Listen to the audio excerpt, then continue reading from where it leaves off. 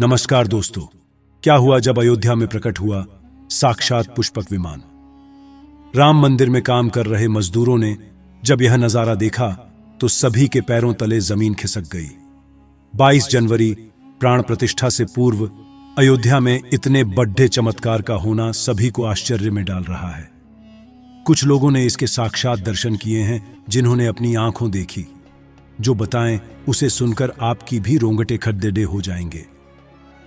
आगे बढ़ने से पहले अगर आप एक सच्चे सनातनी हैं, प्रभु श्री राम को अपना आराध्य मानते हैं, तो इस वीडियो को लाइक करके कमेंट बॉक्स में जय श्री राम जरूर लिखें।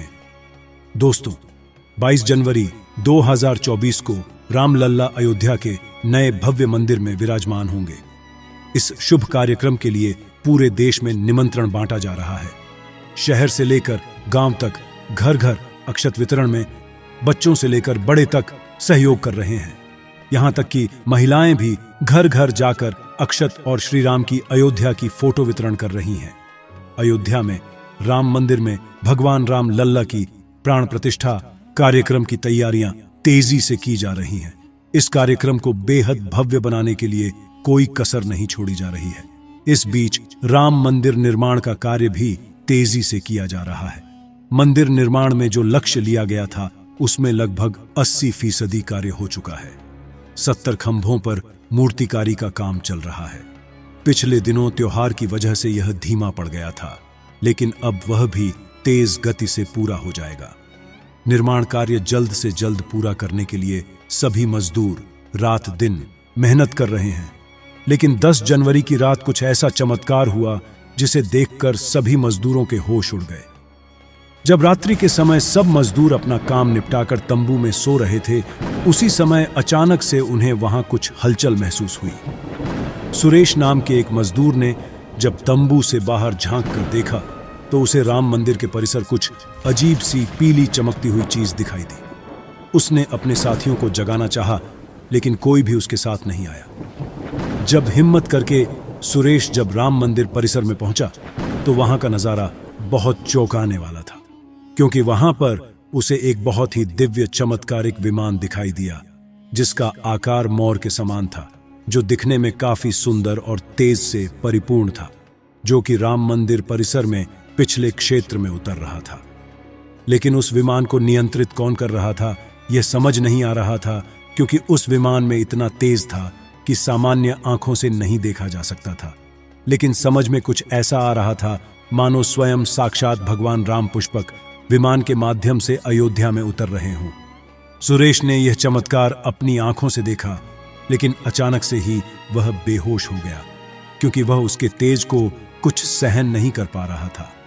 सुरेश जब सुबह उठा तो वह उसी स्थान पर मौजूद था और उसके साथ ही मंदिर निर्माण कार्य पूरा करने के लिए जा रहे थे। उसने सभी को रोककर रात्रि की सच्चाई बताई, लेकिन सभी उसकी हंसी उड़ा रहे थे।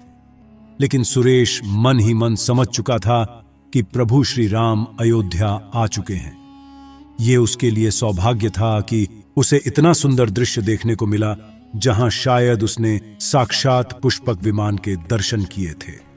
यानी कि प्राण प्रतिष्ठा से पहले अयोध्या प्रकट हुआ साक्षात पुष्पक विमान। दोस्तों, देश के अलग अलग हिस्सों में कई बार अजीब सी आकृति के विमान देखे गए हैं, जिनका संबंध कई बार तो एलियन के साथ जोड़कर भी देखा जाता है।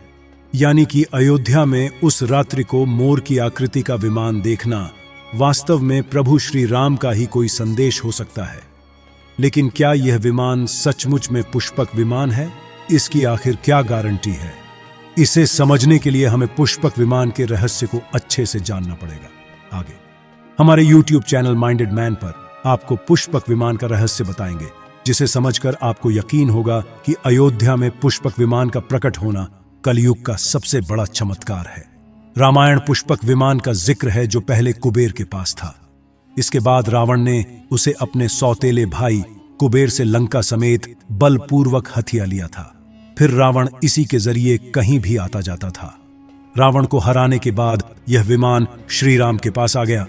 वह जीत हासिल करने के बाद इसी विमान के कहीं जगह होते हुए अयोध्या पहुंचे थे। रावण ने इसी के जरिए पंचवटी आश्रम से सीता का हरण किया था और उन्हें उस पर बिठाकर लंका ले गया था। कहा जाता है कि पुष्पक विमान आज के विमान की तरह था। पुष्पक विमान के जरिए रावण हवाई मार्ग से सफर किया करता था। रावण को मौत के घाट उतारने के बाद उसी विमान के जरिए प्रभु श्री राम, माता सीता और लक्ष्मण लंका से अयोध्या लौटे थे। रामायण में जिस तरह से पुष्पक विमान का जिक्र मिलता है, उससे तो यही लगता है कि यह आज के हवाई जहाज की तरह था, लेकिन तकनीक के मामले में मॉडर्न एरोप्लेन से कहीं आगे था। रामायण के सुंदरकांड के 7वें अध्याय में पुष्पक विमान के बारे में जानकारी मिलती है। पुष्पक विमान की आकृति मोर की तरह थी। यह अग्नि और वायु ऊर्जा से उड़ान भरता था। इसकी तकनीक इतनी उत्कृष्ट थी कि इसका आकार छोटा और बड़ा किया जा सकता था। कहा जाता है कि रावण अपनी पूरी सेना को साथ लेकर इस विमान से उड़ान भर सकता था। पुष्पक विमान अपने चालक की इच्छा के अनुसार गति पकड़ता था। यह मन की गति से उड़ान भर सकता था। विमान में बैठने के लिए कई आसन बने थे। पौराणिक कथाओं के मुताबिक युद्ध के बाद भगवान श्री राम ने विमान का पूजन कर यह दिव्य विमान वापस कुबेर को सौंप दिया। कुबेर ने पुष्पक विमान को भेंट स्वरूप प्रभु श्री राम को दे दिया, जिसके बाद इसी पुष्पक विमान से प्रभु श्री राम, माता सीता और लक्ष्मण अयोध्या पहुंचे। अब दोस्तों, कई हजारों सालों बाद एक बार फिर जब भव्य राम मंदिर का निर्माण हुआ है, तो प्रभु श्री राम अपने भाई लक्ष्मण और मां का सीता के साथ एक बार फिर से अयोध्या धाम पहुंच रहे हैं।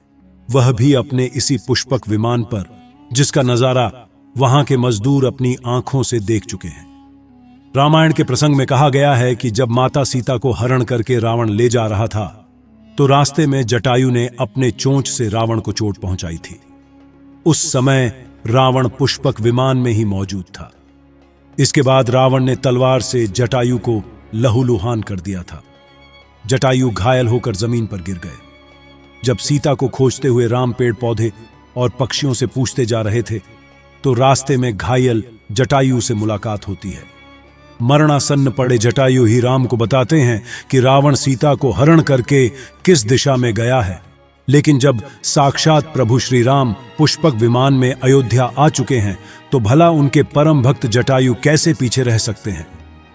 अयोध्या में राम लल्ला की प्राण प्रतिष्ठा से पहले जनपद की सीमा में गिद्धों का झुंड दिखाई दिया है। स्थानीय लोग इसे गिद्धराज जटायु से जोड़कर देख रहे हैं। वे इसे शुभ संकेत भी मान रहे हैं।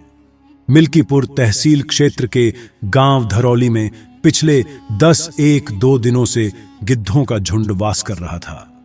हालांकि उस गांव से गिद्ध उड़ गए हैं, लेकिन अयोध्या की सीमा में यहां वहां दिखाई दे रहे हैं। गांव वालों का कहना है कि पिछले 20 वर्षों से हम लोगों ने इलाके में गिद्ध नहीं देखे। अब जब राम मंदिर बन रहा है, तो इस गांव में लगभग 50 की संख्या में गिद्ध आकाश में दिखाई दे रहे हैं। उनमें से 10-12 गिद्ध गांव में ही सेमल के पेड़ पर वास कर रहे थे। गिद्धों के दिखने की घटना को ज्यादातर लोग राम से जोड़कर देख रहे हैं और शुभ संकेत भी मान रहे हैं। 22 जनवरी को होने वाले प्राण प्रतिष्ठा के समारोह में देश के प्रधानमंत्री नरेंद्र मोदी ने देश विदेश की कई महान हस्तियों को निमंत्रण दिया है। लेकिन आपको जानकर हैरानी होगी, नेपाल में भी कुछ विशेष लोगों को समारोह में आने का निमंत्रण दिया गया है। इसके पीछे का रहस्य जानकर आपके भी होश उड़ जाएंगे, क्योंकि नेपाल को भगवान श्री राम का ससुराल कहा जाता है। क्योंकि नेपाल एक समय पर जनकपुर धाम था, जहां के राजा थे राजा जनक, और उनकी पुत्री मां सीता वहीं पर भूमि में से प्रकट हुई थी। जनकपुर धाम, जिसे मिथिला भी कहा जाता था। मिथिला संस्कृति में यह मान्यता है कि जब बेटी का गृह प्रवेश होता है, तो उसके मायके से तोहफा और अन्य सामग्री भिजवाई जाती है। इसी परंपरा के मुताबिक जब प्रभु राम का मंदिर में गृह प्रवेश होगा, तो सीता जी की ओर नेपाल से अयोध्या उपहार आ रहे हैं, जिसे भार यात्रा का नाम दिया गया है। राम मंदिर की प्राण प्रतिष्ठा के लिए भगवान राम के ससुराल नेपाल के जनकपुर से कपदह फल और मेवा के साथ साथ उपहारों से सजे 1100 थाल आने वाले हैं। इसमें आभूषण, बर्तन, कपड़े और मिठाइयों के अलावा भार भी आएगा, जिसमें 51 प्रकार की मिठाइयां, दही, मक्खन और चांदी के बर्तन शामिल होंगे। 22 जनवरी को प्राण प्रतिष्ठा समारोह होने वाला है। इसके लिए श्री राम जन्मभूमि तीर्थ क्षेत्र ट्रस्ट की तरफ से भगवान राम की ससुराल नेपाल के कई गणमान्य लोगों को निमंत्रण पत्र भेजे गए हैं। दोस्तों, आज हम राम मंदिर को बनते हुए देख रहे हैं, ये हमारा सौभाग्य है। लेकिन इस भव्य राम मंदिर के बनने में कई हजार कारसेवकों और राम भक्तों का बलिदान छुपा है। उस समय आक्रमणकारियों ने काशी, मथुरा के साथ ही अयोध्या में भी लूटपाट की और पुजारियों की हत्या कर मूर्तियां तोड़ने का क्रम जारी रखा। लेकिन 14वीं सदी तक वे अयोध्या में राम मंदिर को तोड़ने में सफल नहीं हो पाए, क्योंकि हर बार राम मंदिर और अयोध्या की रक्षा करने के लिए आसपास के राजा मदद भेज देते थे। हजारों साधुओं ने भी मंदिर की रक्षा के लिए अपने प्राणों की आहुति दे दी। विभिन्न आक्रमणों को झेलते हुए श्री राम की जन्मभूमि पर बना भव्य मंदिर 14वीं शताब्दी तक बचा रहा। कहते हैं कि सिकंदर लोदी के शासनकाल के दौरान यहां भव्य मंदिर मौजूद था। 14वीं शताब्दी में हिंदुस्तान पर मुगलों का अधिकार हो गया और उसके बाद ही राम जन्मभूमि एवं अयोध्या को नष्ट करने के लिए कई अभियान चलाए गए।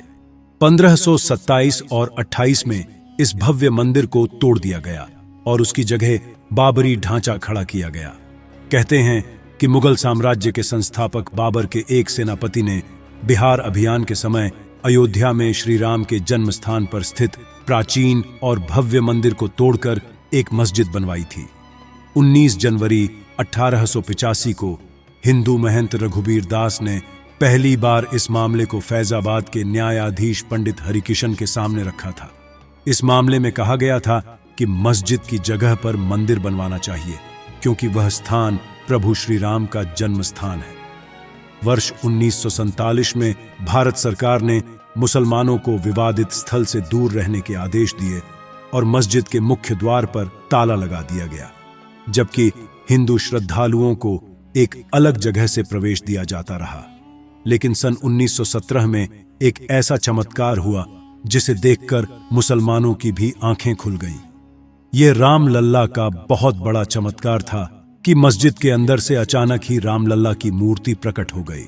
कुछ कट्टरपंथियों का कहना था कि कुछ हिंदू दलों ने रात्रि के समय चुपके से यहां पर मूर्तियां रखी हैं। 1940 में भगवान राम की मूर्तियां मस्जिद में पाई गई। मुसलमानों ने इस पर विरोध व्यक्त किया और दोनों पक्षों ने अदालत में मुकदमा दायर कर दिया। सरकार ने इस स्थल को विवादित घोषित करके ताला लगा दिया।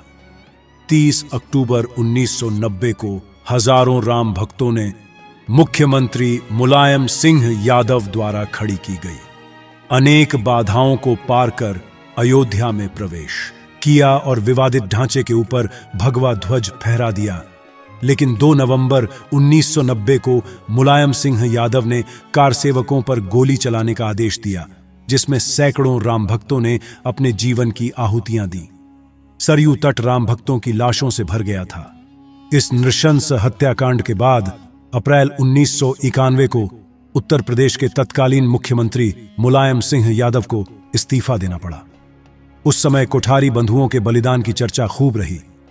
दिसंबर 1992 को जब विवादित ढांचा गिराया गया, उस समय राज्य में कल्याण सिंह की सरकार थी। उस दिन सुबह करीब 10:30 बजे हजारों लाखों की संख्या में कारसेवक पहुंचने लगे।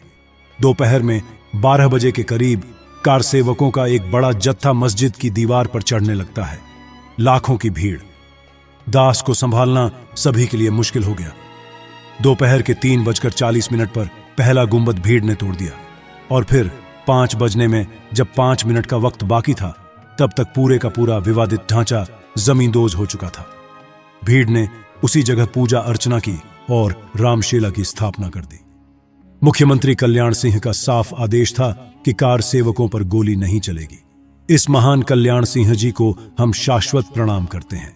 दोस्तों, राम मंदिर को बनता हुआ देखना सौभाग्य है, लेकिन जब भी हम इसके पीछे हजारों हिंदुओं का बलिदान देखते हैं तो हमारी आंखें नम हो जाती हैं। इस पूरी वीडियो को देखने के बाद आक्रमणकारियों के लिए आपकी क्या विचार है, इसे कमेंट बॉक्स में जरूर बताइएगा। हमारे महान शहीदों के लिए आपकी श्रद्धांजलि नीचे कमेंट बॉक्स में जरूर दीजिएगा। कोई भी बात अच्छी लगी हो तो लाइक जरूर करें और हमेशा ऐसे सत्य चमत्कारी घटनाएं देखने के लिए हमारे चैनल माइंडेड मैन को सब्सक्राइब करके आप बेल आइकन को प्रेस कर लें। अभी के लिए आप सभी दर्शकों को जय श्री राम।